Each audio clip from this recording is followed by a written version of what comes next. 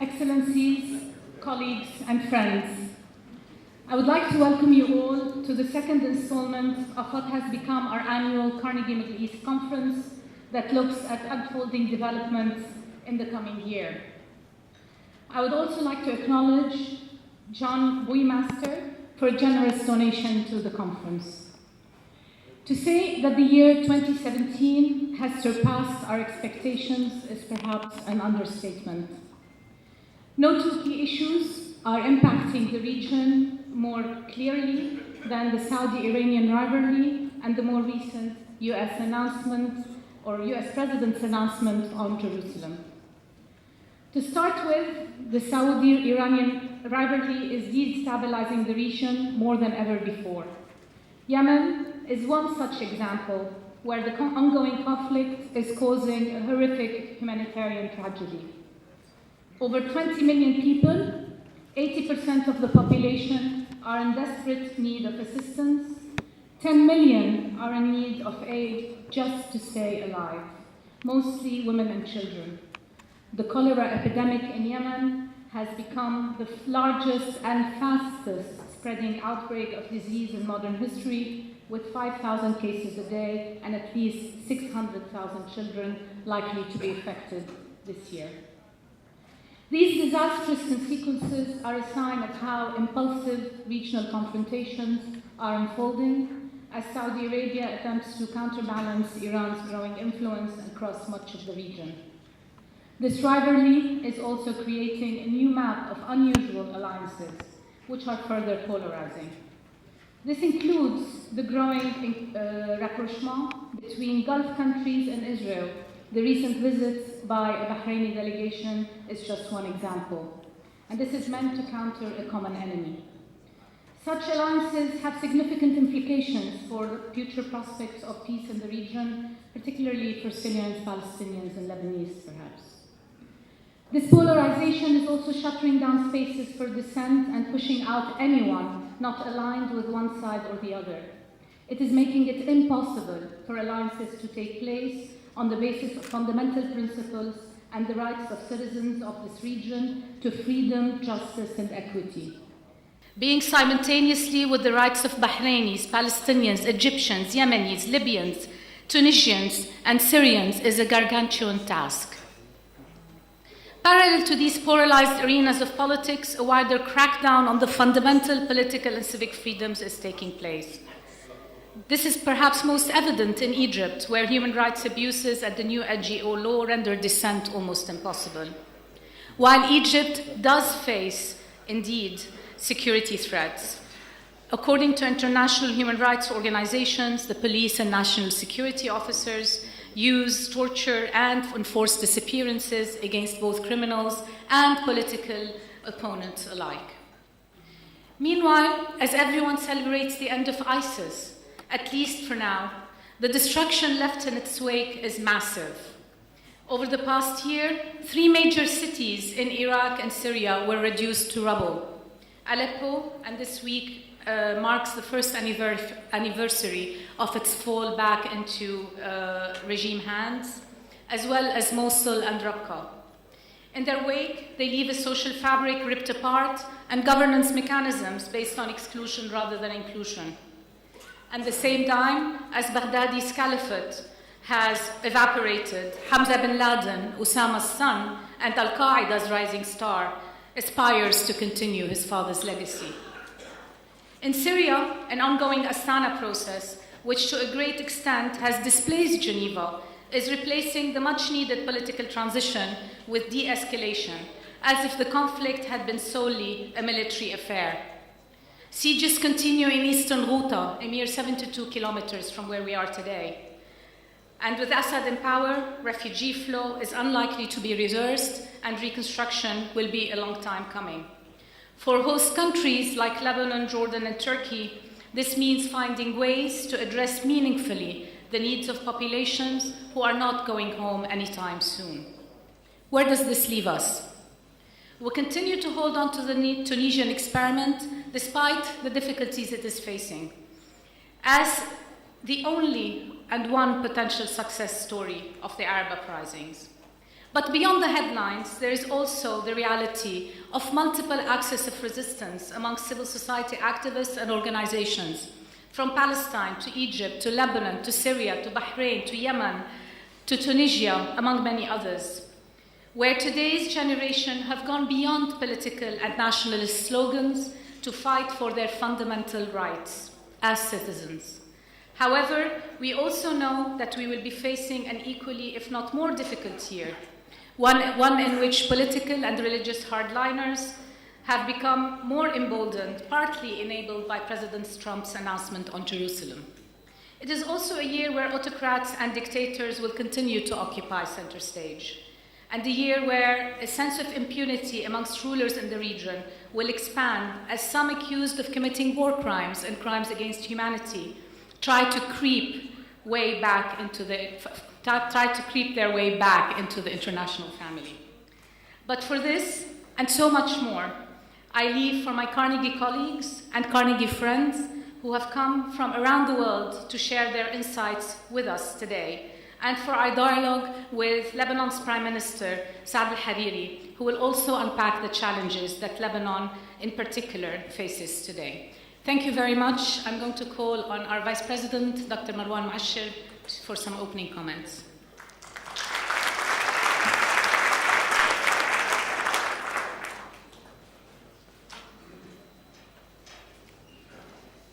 Thank you, Maha. صباح الخير أصحاب المعالي والعطوفة والسعادة, ladies and gentlemen, dear friends and guests. I'm not going to add much to what Maha has already said. I want to thank you for coming to Carnegie Middle East Center's second annual conference, which we titled this year, A World on Edge, What to Expect in 2018. We are meeting today in the midst of three major recent developments in the region. Most importantly, the United States decision to unilaterally recognize Jerusalem as the capital of Israel and commit to relocate the US embassy there. While this controversial declaration has revived interest in the peace process after a long dormant phase, the reactions across the globe have demonstrated that the Palestinian cause continues to occupy a central place in people's minds. The US decision has also killed an already dead peace process. We have heard on multiple occasions of the US deal of the century, engineered by the president's son-in-law, Jarrett Kushner. While the details of this proclaimed deal have not been unveiled yet, the leaks suggest that the Arab world will not be in any position to accept the concessions required for such a settlement. It is now clear that a settlement without Jerusalem is a dead one. We are fortunate today to have Carnegie scholars from the United States, Europe, Russia, and the region, Turkey, to discuss this evolving issue. The second interesting development is that we are witnessing the unfolding of a new and more aggressive Saudi Arabia.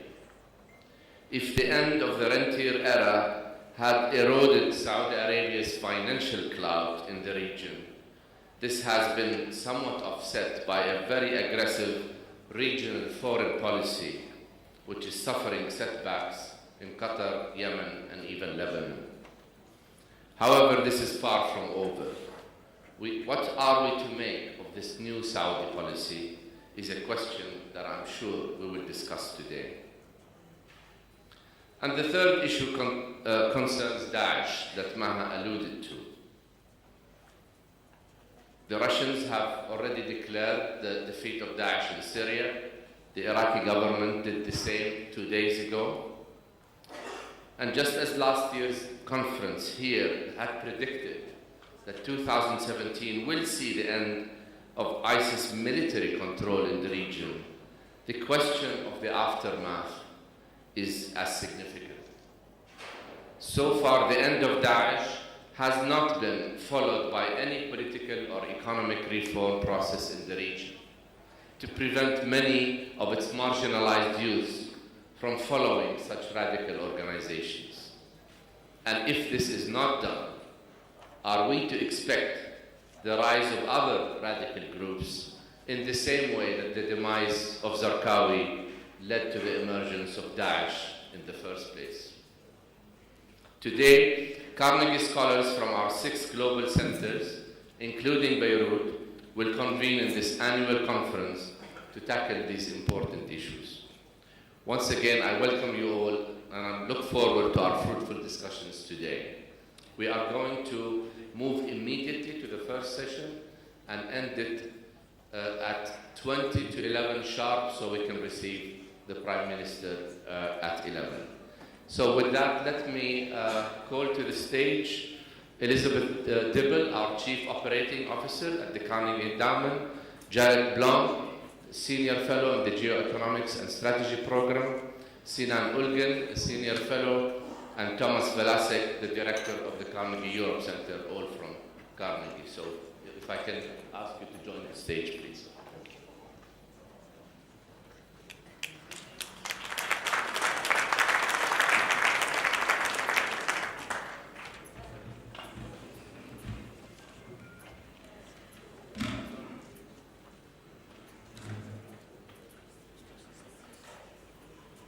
I'm going to try to keep my questions short so we can invite as many of you as possible to make comments. The first session that we will have is the US and the world, particularly because of recent developments. And I want to ask Liz, who is the CEO of Carnegie, but is also a very seasoned and senior, or was a very seasoned and senior US diplomat. Liz, you served in very senior positions in the State Department. Can you give us an overview of the Trump administration foreign policy approach? How can one explain Trump's thinking in general, and how can we explain his decision on Jerusalem? Is a question I hope you can answer, and if you can comment in any way about this perceived U.S. Middle East plan. Is there such a plan, and what are we to make of it? Well, trying to explain Donald Trump is something that a lot of people in the United States spend a lot of time doing. Trump has been, I think, sort of prides himself on being a disruptor. People have called him unpredictable. There was a lot of, obviously, outrage and clamor last week over his decision on Jerusalem. But I would argue that he actually is quite predictable. If you look at Trump's campaign promises, he is working through his list. Jerusalem, moving the embassy to Jerusalem was on the top of that list. Pulling out of the Paris Climate Agreement, seeking to build a wall between the US and Mexico, seeking to renegotiate NAFTA, repudiating the Iran nuclear deal. These were all things that he talked about during the campaign, and he is making good on them. So I think we need to go back and look and see what he said before he was elected if you want to try and predict what he's going to do next. In terms of his peace plan for the Middle East, clearly putting his son-in-law and 2 of his most trusted advisors in charge of this endeavor demonstrate that he is serious about it. The Jerusalem decision, however, flies in the face of that and is hard to understand, or is hard to square with a peace plan. Rather, I think you go back to politics. His decision on Jerusalem has as much, if not more, to do with US politics and the backing he gets from certain quarters in the US, the evangelical side, certain quarters of the Jewish community, than it does about trying to pursue peace in the Middle East. So I think for Trump, who came in as the non-politician, without experience in foreign policy, he certainly has not exhibited much patience for or desire to pursue diplomacy. I think it all comes down to politics and what, for him, will satisfy his base. Thank you, Liz. I want to move to Jarrett, who also is a seasoned, or was, again, U.S. diplomat. He's still seasoned, but and a senior fellow at Carnegie. Jarrett, you worked on the Iran deal with Bill Burns and others, and you know much about Iran. Iran is a very important country in the region in general, but it's an important country also for Lebanon. And I think a lot of people would be interested in hearing your views about the current US strategy versus Iran, whether the Iranian deal will hold or not. And if you have time, maybe comment on the US strategy towards North Korea as well. Marwan, thank you very much. Thank you to all of our colleagues at the Beirut Center. It's lovely to be here. I think that the starting point for the answer to your question is that the United States, the Trump administration, does not have an Iran strategy. It doesn't have an Iran policy. Rather, as Liz has just laid out, it has a series of somewhat disconnected promises made over the course of the campaign, which do not amount to an approach to Iran. And if you want to try to tie all of those together and describe the thinking of the administration, I think what it is really a reflexive and almost autonomic hostility. A hostility not actually principally toward Iran, but toward President Obama. And so things that are perceived as accomplishments or policies of the Obama administration must almost inherently be rejected on that ground alone. So that leads you to a focus on the Joint Comprehensive Plan of Action, the Iran nuclear deal, and the potential for either dismantling it, withdrawing US participation from it, or being able to claim some kind of victory whereby the deal is quote unquote improved in the direction of US interest. And that's kind of actually the extent of thinking about Iran. The rhetoric is all about, well, Iran has other policies in the region that concern us. But that's not actually where the focus has turned, and I think you can see that sort of across the board. Are we focused on countering Iran's interests in Syria? No. The administration's disinterest in regional entanglement overcomes any interest in countering Iran. Are we focused on countering Iran's interests in Iraq? No. The administration's greater interest in ISIS counters that. Are we focused in strengthening the hand of Saudi Arabia against Iran in the conflict that Maha correctly identified? I think that the Jerusalem decision, more than being destructive to, as you identified, a dead peace process, is destructive to any theory that we're actually backing the Saudis against Iran. I mean, what more could we have done to strengthen the Iranian hand in that conflict? So I think the bottom line of all of this is that what you can expect from the administration is hostility to the Obama administration and its policies, a reflected hostility toward Iran that comes from that, but not any real regional strategic effort to counter Iran's policies and priorities. I'm not going to get into the business of predicting whether the JCPOA will survive with some win for the Trump administration or will be dismantled. I think that's too much in the president's head. But somehow that's the basis on which he'll make the decision. Very, very quickly on North Korea, what I would say is that I do believe that the JCPOA provides certain useful lessons for North Korea. It's important not to overstate them. there are two critical differences between the Iran case and the North Korea case. One is that North Korea is a nuclear weapons state, and Iran didn't even have an active nuclear weapons program. And the second is that Iran is interested in engagement, economic engagement with the world, and North Korea really isn't. So the disconnect is sort of very, very different between these two cases. What is similar, though, is that the only decent outcome is an ambiguous one. It's not one where there is an absolute sort of policy win for the United States and its allies. And if the Trump administration in Iran demonstrates the inability to accept an ambiguous outcome, I think the prospect of getting others like China, like Russia, to work with us toward another ambiguous outcome in North Korea is greatly diminished. Thank you, Jarrett, for this. Let's move to Europe and look at the European position. Tomáš Valášek was a seasoned Slovak diplomat and the director of our Carnegie Europe Center.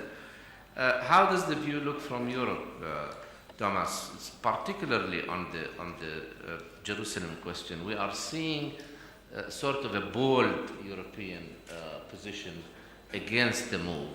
Is that the case? And do you expect that to hold? And how is the transatlantic relationship looking from Europe's point of view?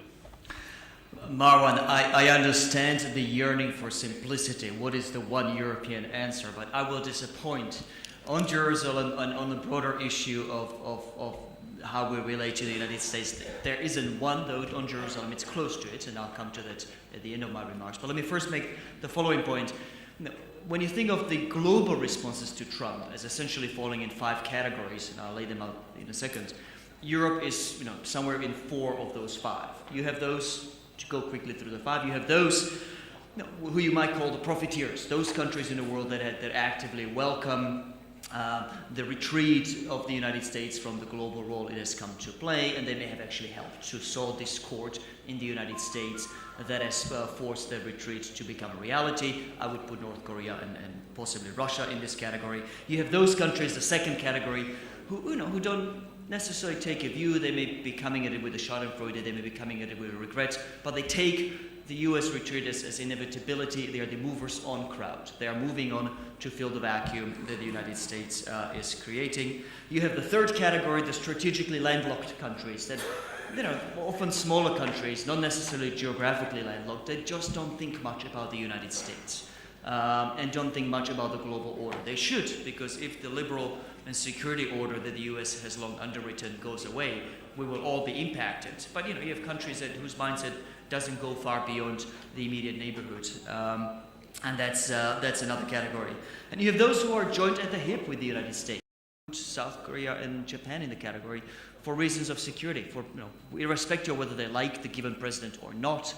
They feel, for good reasons, that a very tight relationship with the US is important for their survival. And lastly, you have the cheerleaders, countries like the Philippines that for a number of different reasons, like the sort of value system, the style that President Trump represents.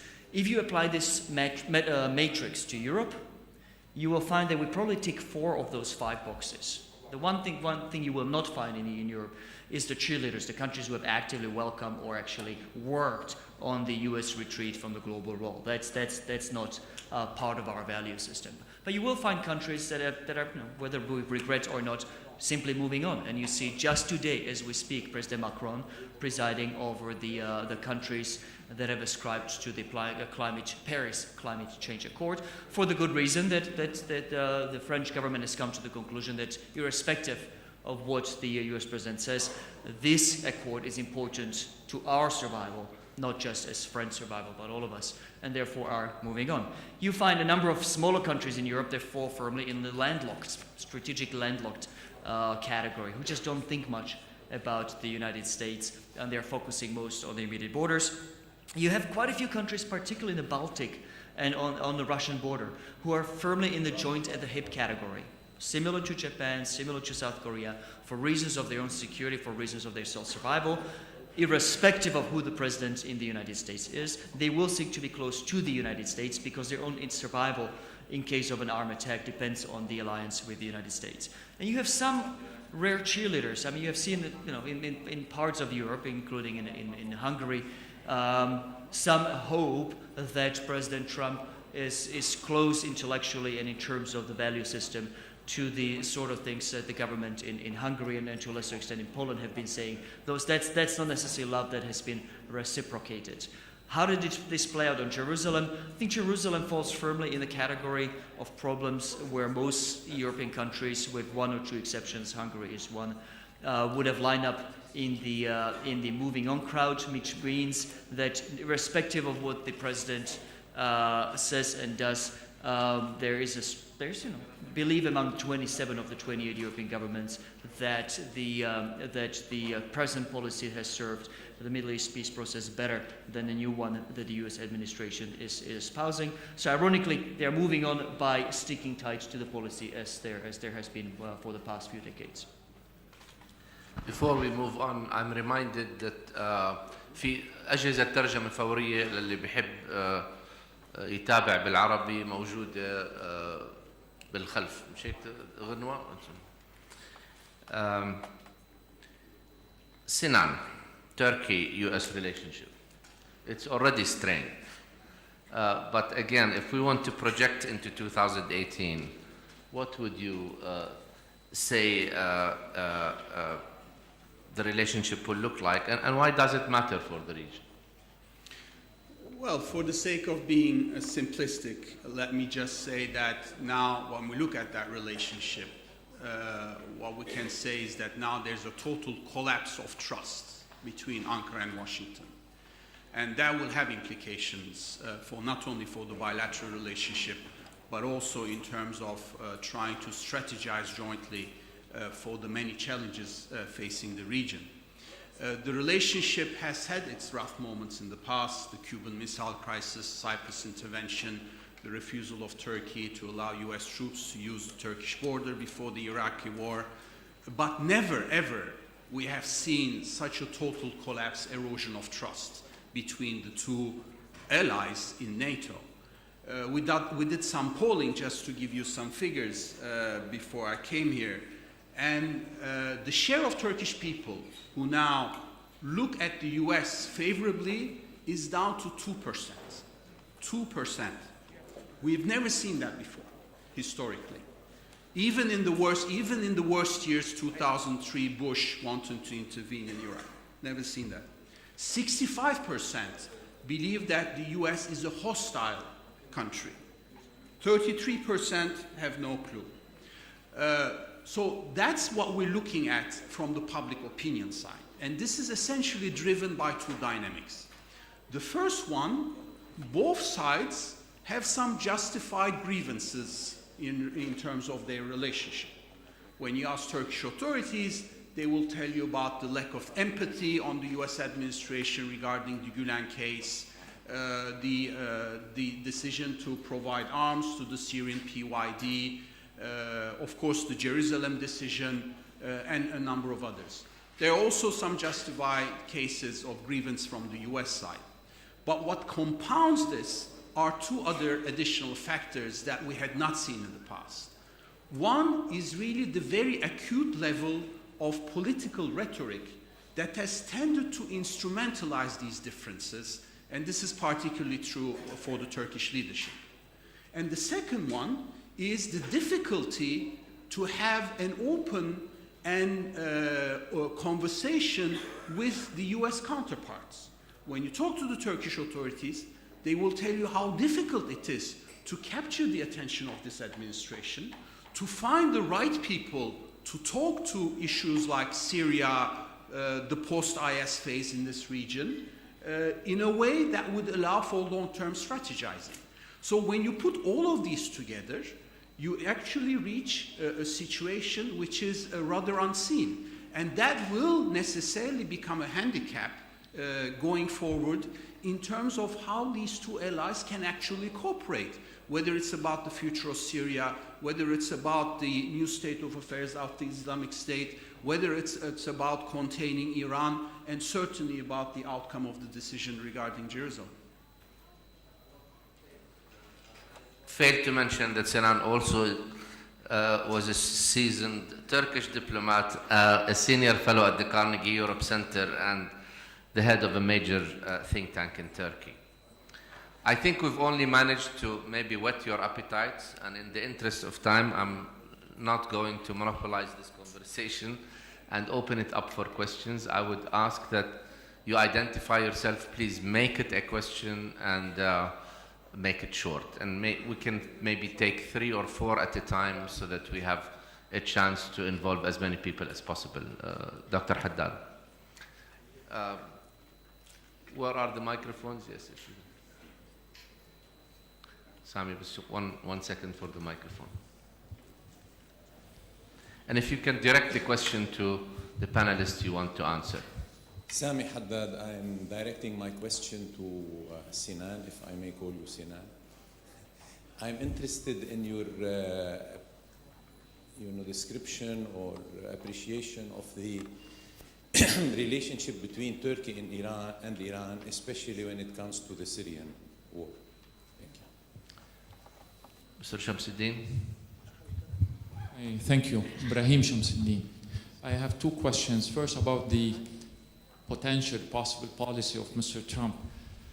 Do we understand that there's no mean or prediction to have a predictable policy in the future? We still have 3 years to run, and we'd like to guess what could be really going on there.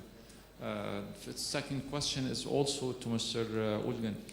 This low and very low public opinion of the United States, is it in-house generated, or does it have reasons outside Turkey? I mean, has it been pushed? Has been there a manipulation of the public opinion in Turkey, or no? There were real effects which led the Turkish public opinion to have that low rating. Thank you. Mrs. Madawi Rashid.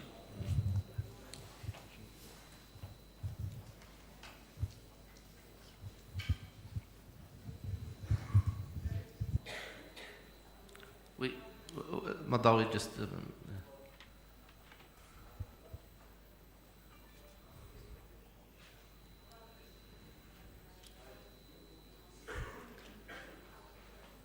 sorry, can you Madawi Rashid from the Middle East Center, London School of Economics. My comment and question is for the first speaker, Liz. I very much enjoyed your assessment of the U.S. foreign policy and enjoyed your take on how to explain Trump's position on the Middle East. I think since the 1970s, all American presidents had the backing of Jewish and evangelical constituencies in the U.S. And so far, the U.S. foreign policy in the Middle East had been consistent. The consistency started in 1945 when the U.S. had put all its eggs in the basket of Arab dictators, from Mubarak to the Saudi ruling house to other dictators in the region, regardless of who the domestic audiences of the American presidents were. So since 1945, we have persistent, consistent, unconditional, unequivocal support for US foreign policy. And in addition to the Arab dictators, they have supported Israel. So Obama is one of them who didn't have that constituency, yet we see how he actually supported Saudi Arabia in its war in Yemen and also in its intrusion into Bahrain in 2011. In fact, Mr. Obama had sold $115 billion US worth of weapon to the Saudi regime. So I really can't take the argument that the Jewish and the evangelicals are behind American foreign policy in the Middle East under Mr. Trump or previously under Carter, Reagan, and Bush, the father and son. So I think we need to have a new paradigm to understand the US foreign policy in this particular region in the Arab world. And this new paradigm, I think, will have to include that we are witnessing with Mr. Trump the rise and fall of the American empire. And empires, when they reach the end, they behave erratically. And Mr. Trump's latest decision to move the embassy to Jerusalem and put all his eggs in the baskets of Mohammed bin Salman and Mohammed bin Zayed in the region and work with them is actually a reflection of that erratic moment of the fall of empires. In terms of the evangelicals and the Jews, I cannot see that there are enough as causes to explain to us the half century of American presence in the Middle East. Okay, let's maybe take this round. We start with you, Sinan. Yes, thank you. Let me start with the Iran question. Turkey's relationship with Iran, as you know very well in this region, is a very complicated relationship. It has a component of rivalry and a component of cooperation. These are two countries that don't necessarily like each other, but that understand how to manage the relationship.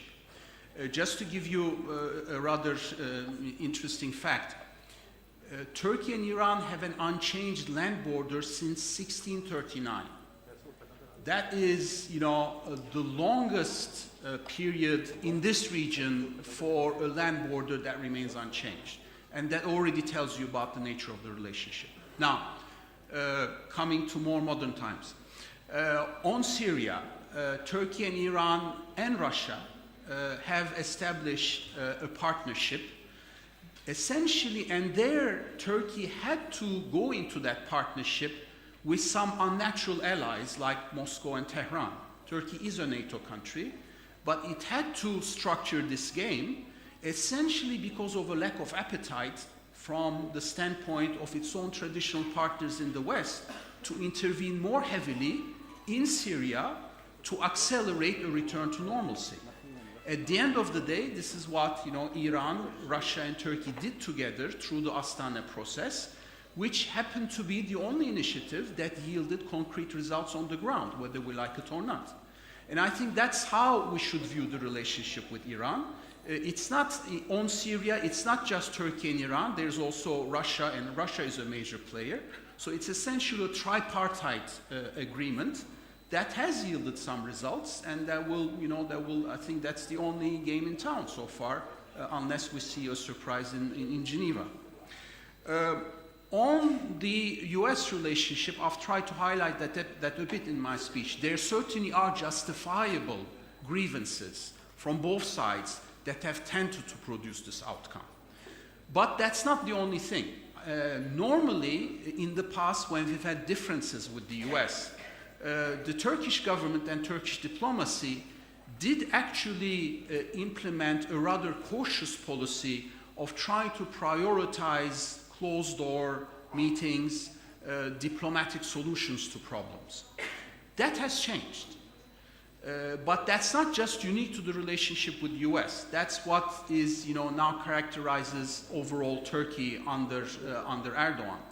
The foreign policy making has shifted almost one extreme, where I used to serve in the Foreign Service, where we had the luxury of doing foreign policy almost isolated from domestic considerations, to another extreme, where today foreign policy is just about domestic considerations. And therefore, when there are bilateral issues, the first instinct is to look at how to leverage these differences in order to get an advantage at home rather than try to solve these differences. But I suppose that's not unique to our leadership, what we see in the US as well. Tomáš, any views? Not much to add from my end. The questions were mostly to US participants. So let me make a 30-second observation on Turkey. I've described in my earlier statement a picture in which Europe tries to step in and fill in the vacuum on a number of issues from which where the United States has retreated from a position of leadership.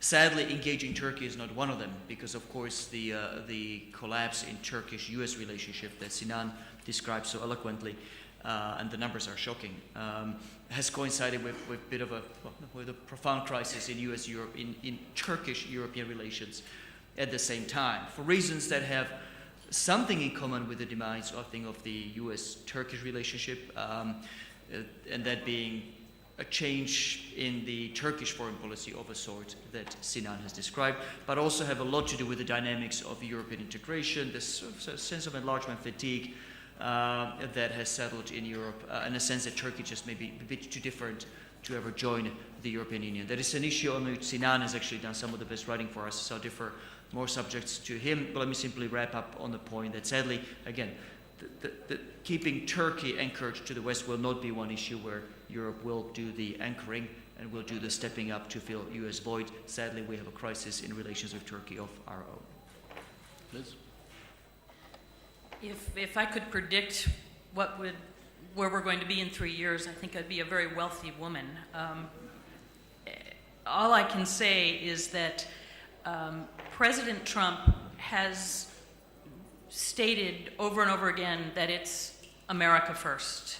And it's all about the security of the United States, protecting the homeland from terrorist attacks, controlling immigration, and building prosperity. So it really isn't, and this sort of gets to the second question, it's not about foreign policy, it's about domestic policy. Just as Sinan said, foreign policy has become a subset of domestic policy. It's domestic considerations that are driving all of these decisions. And this is the difference, I think, between this administration and previous administrations.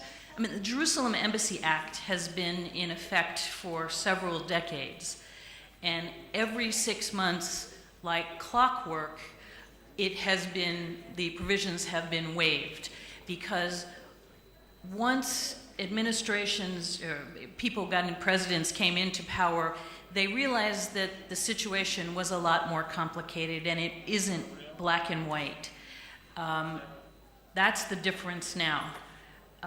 Under this president, he sees things as black and white. And you can look across the board at whether it's a purely domestic issue.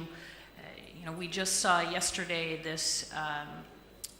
the election in Alabama, and it was all about maintaining the Republican majority in the Senate, and sort of what the candidate stood for didn't really matter as long as it was a Republican. So you're seeing this spilling over into the foreign policy of the United States. But you have to look at it, I think, as President Trump does, which is through an almost exclusively domestic lens.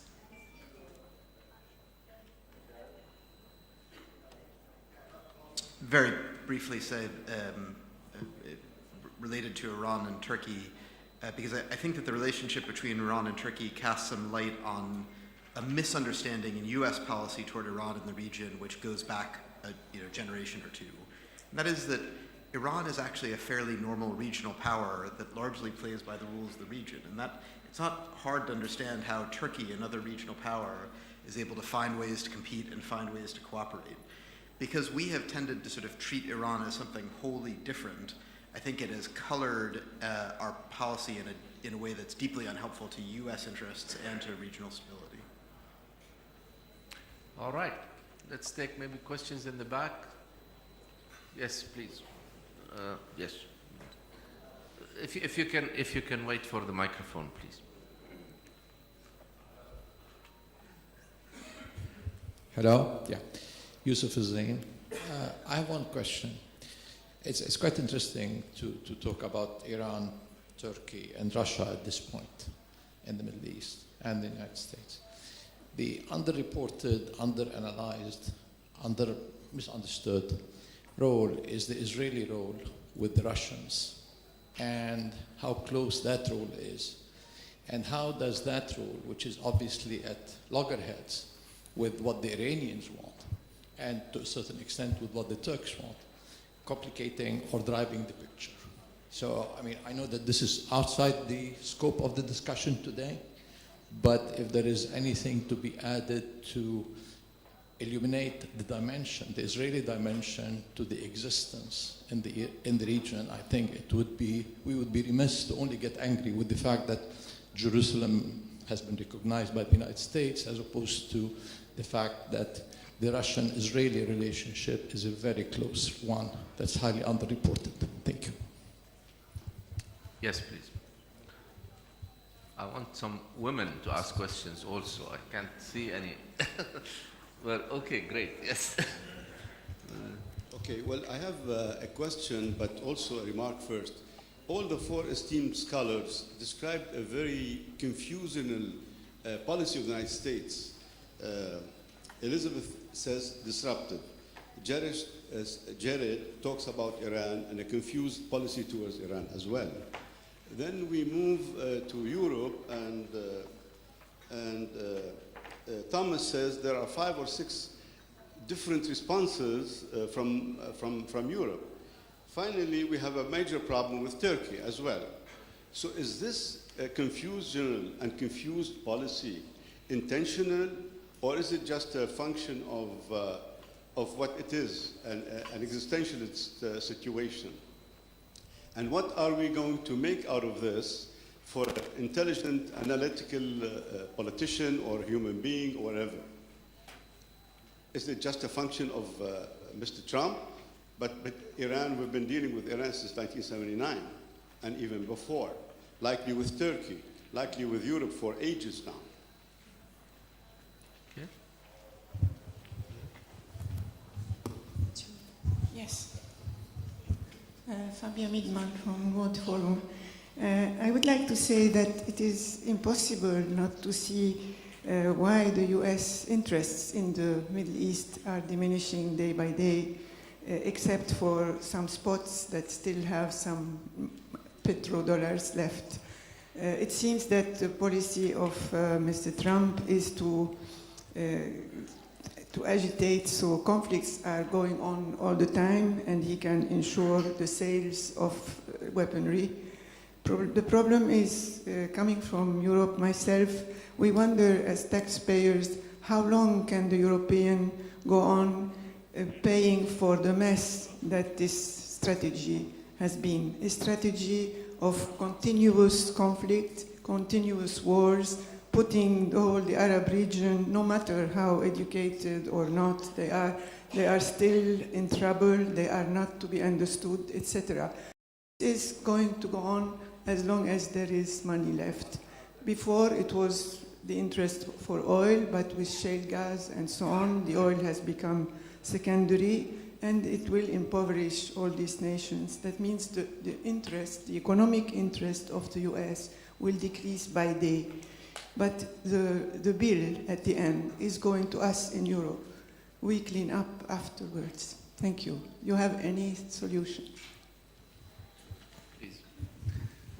Yes, my name is General Ahmed Timsah. I'm a retired Army General. I have a small question for the American lady. Don't you think that it's not only for the domestic purpose that Mr. Trump is following this policy, if ever it exists, but he is just handling, I'm sorry to say so, as a businessman, not like a president, leaving the people of the Middle East, for example, for their own, only just interested in selling arms. And does he know that whatever happens in the Middle East never stays in the Middle East? Thank you. Gentleman here.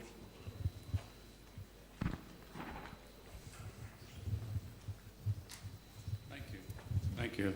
I have one question for the four.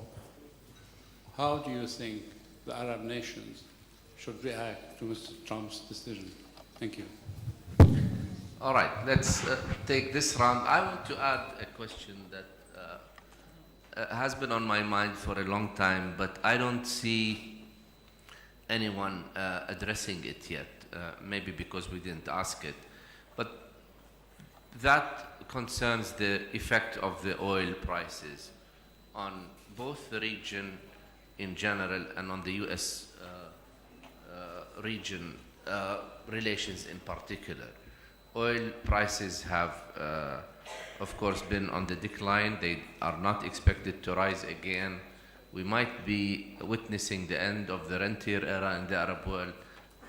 Do you agree with that? How do you think that is going to change the dynamics of the region and the dynamics of the U.S. Arab relationships. And let's start with Jarrett. Well, thank you very much. Let me start briefly with the Russia-Israel question, which is a terrific one. It's not my expertise, and maybe Dimitri can speak to it more this afternoon. I will quickly say that my understanding is that Israel's goals here are largely defensive and limited. Whether or not they're capable of achieving them, I don't know, but I think it's probably, it would be easy to exaggerate what the effort in that relationship is as regards Syria and Iran. To your question, I think that there's, oil prices are interesting. I think even more interesting than that is a fundamental shift in the oil markets as the United States resumes a prime producer position. So over the course of 40 years, a lot of strategic interests in the region have been built around the idea that the United States is the main consumer and Saudi Arabia is the float supplier. And to the extent that that's changing as a result of fracking and other non-conventional exploitation in the United States, I don't think any of us fully have our heads around how that change in the economic relationship will change the strategic relationship. It does create the possibility, for example, that Saudi Arabia and Russia have more in common from a market perspective, and Saudi interests with the United States align less than they would have 7 or 8 years ago, certainly 20 years ago. But I think that it's not really about prices, it's about the return of the United States to a principal production position. And then last thing, I think that this is this terrific question about, is the chaos, what's the chaos? Why is there the confusion? I would just say that I think you've correctly identified that a lot of the issues we're talking about are not new. These are, ways that the United States has approached foreign policy questions for a long time. What is new, I think, is that the president doesn't seem, the US president for the first time since the Cold War, maybe since World War II, doesn't seem to have policy preferences beyond meeting a handful of campaign promises made a year ago. And so, whereas all of these issues are old, a lot of the ways that the establishment thinks about them are old, you could previously have some analytical ability to say, well, we understand sort of where the president is coming from and where in this spectrum things are likely to end up. I think at this point, there's a much higher degree of arbitrariness in the outcome of any given decision in the United States, because the president's not coming to the table with any particular preference as to what the, not US outcome is, but the actual outcome on the ground. Liz? On oil prices, I would agree with Jarrett. I mean, this used to be, again, one of the lenses through which US policy toward the region was viewed. But I think it's an outdated lens. As we have become energy self-sufficient, we rely less and less on other regions of the world, and so energy is less of an issue. It is more of an issue for places like Russia. It's still an issue for China. So it's still an issue globally, but less, I think, for the United States. In response to the question about the president not acting presidential, I'm paraphrasing here, he isn't. He's a businessman. And, the art of the deal is the way he is used to dealing in his business empire, and he has grafted that approach onto the way he governs. I think one of the things that all of us are feeling is we wake up every morning and immediately we check his Twitter feed to see what he's saying and who's in his sights today.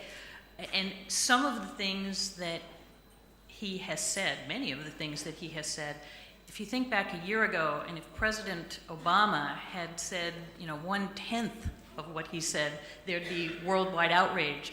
But we're all sort of becoming used to it. So he's not going to change.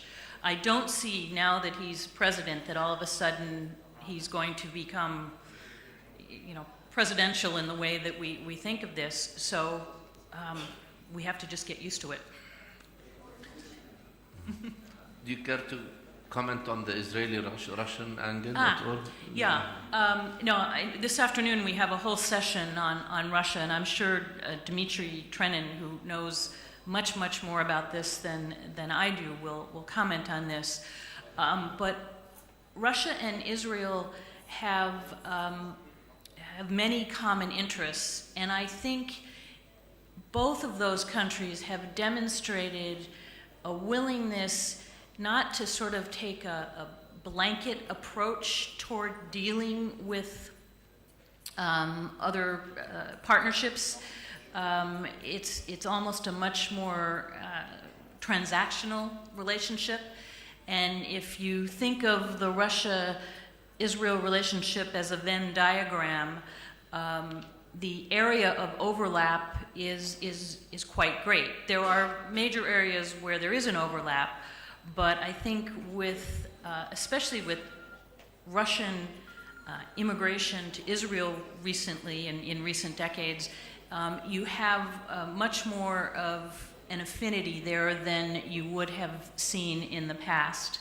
I think in both cases, though, both the Russians and the Israelis will look for what is in their best interest in this particular area or this particular issue. Thank you. Tomáš? These were terrific questions. I will not obviously try to address all, but I will address the two that were aimed specifically at me or at all the panelists. Beginning with the questions on Europe, how much longer are the Europeans going to pay for the mess the United States creates? Well, that's obviously a loaded question. So let me unpack it a little bit. I recognize and I agree that the United States, in its discharge of the sort of global role that it has historically played, hasn't always acted very competently. I mean, it got most of the things right, the way the relationship with the Soviet Union was handled during the Cold War, has avoided a major war. As a European, I applaud the U.S. role in reunification of Europe immediately in the aftermath of the end of the Cold War. Yeah, but it would be hard to argue that the Second Gulf War was a success. So I'm not going to sit here and agree that the track record is 100% great. It isn't. And yes, the Europeans, often by virtue of geography, we are on the region that's far closer to the Middle East than the United States, often receive the consequences. Having said that, I will always believe that the power to criticize goes hand in hand with the willingness to be part of a solution, right? And our problem in Europe has often been, and this is changing for the better, but historically it's often been, the willingness to take U.S. leadership, but the unwillingness to play the role that corresponds to our own massive economic size. I mean, we're economies essentially taken collectively on par with the United States. When you look at the military spending, we spend a little less than the United States, but collectively almost as much. The difference isn't really that big. Historically, we haven't been very good at playing the role, the sort of global role that the United States has long encouraged us to do. This is changing for the better. You have seen Germany stepping in and sending a battalion to the Baltic countries to strengthen deterrence of the eastern border. You have seen on the non-military issues, President Macron stepping in, taking over leadership on the climate change agenda, or just today proposing that a Sahel force be put together out of 5 regional countries. That's a good example of building local leadership where more military capability and leadership is needed. But I guess what I'm leading up to is we need to, as Europeans, do more of these taking on responsibility for global commons, to have more of a right to criticize the United States in a way it discharges its role. Lastly, very briefly, the excellent question, why is this foreign policy so messy? And as you're asking the question, sir, I look at the faces of the diplomats, the ambassadors in the front row, and they're all smiling in recognition, because of course this is the world they deal with on a daily basis. This is how what foreign policy looks like. We all are, represent nation states, with some minorities here, but most of us represent nation states. The nation states always look out for themselves first and foremost. The first instinct is to is to default to whatever is good for the narrow national interest. It's a minor miracle, frankly, when you have been involved in diplomacy, that any global norms and any global rules emerge, because the deck is stacked so heavily against it. This is why, and I'm leading it to a point, I'm not just complaining, this is why the US leadership role is going to be so sorely missed. Let's be honest, a number of things that we take for granted today would not have emerged if it wasn't for sustained efforts, begging, badgering, occasionally pressuring from the United States. And it's, you see on issue by issue other countries stepping in. I have already lined out the way. Germany has stepped in, France has stepped in. You've heard President Xi saying he wants to step in on in the role of sort of promoting the liberal trade order. But the jury is still out. These are big, massive shoes to fill that the United States, for the time being, seems to be leaving open. Thank you, Tomáš. And the final word is yours, Sinan. Well, if I may, for the sake of being provocative a bit at the last moment, I will disagree with Tomáš. In trying to answer your question, sir, about confusion in the global order. I think it appears to us as there is confusion because we are confused about what those populist leaders are doing. And the reason why we are confused is exactly because of what Tomáš said. Basically, we still think, in the back of our minds, that foreign policy has to be done on the basis of national interest. But it's not. When you look at how those populist leaders behave in foreign policy, they don't operate on the basis of national interest anymore. They operate on the basis of national domestic political calculations. And that's a very different mental framework than the framework that we were used to, which was the framework of national interest. And that's why I think we need to have a new outlook, a new frame of analysis to understand foreign policy making today with these type of populist leaders. Because the populist environment, unfortunately, is going to be a long-term phenomenon. So there will always be incentives for leaders to switch away from national interest and to do foreign policy on the basis of these domestic political considerations. On Jerusalem and the Arab world, I think actually today the organization of the Islamic Conference is meeting in Turkey with an extraordinary agenda on Jerusalem. But when you look at the position of the main Sunni powers, Egypt, Saudi Arabia, and possibly Turkey, there's very little optimism that can drive this agenda, because the Saudi position primarily, and to some extent the position of Egypt, is that they now tend to prioritize, especially the Saudi, of course, the Iran issue. So that's going to limit how aggressive, how ambitious that they can ever be in challenging the US decision at a time when they will sorely need the US if there's actually going to be a much more aggressive anti-Iran agenda in the next months and years. So I think that's a real limiting factor as to what sort of ambitious position can emerge among Arab countries. Of course, Turkey is not an Arab country, although it has convened this, and Erdogan has been particularly critical of this. He's not going to lead the Arab leadership. At most, of course, he can try to recapture the soul of the Arab street, because if they see that their own leaders are not critical enough, then, of course, that's going to be an advantage for the Turkish leadership on this issue. I'm afraid that's all the time we have. Jarrett, Elizabeth, Sinan, and Tomáš, thank you very much for a very engaging discussion. I want to ask Maha, are people supposed to stay in the room, or they can go have a coffee break while the Prime Minister arrives? All right, so you're released. Thank you very much.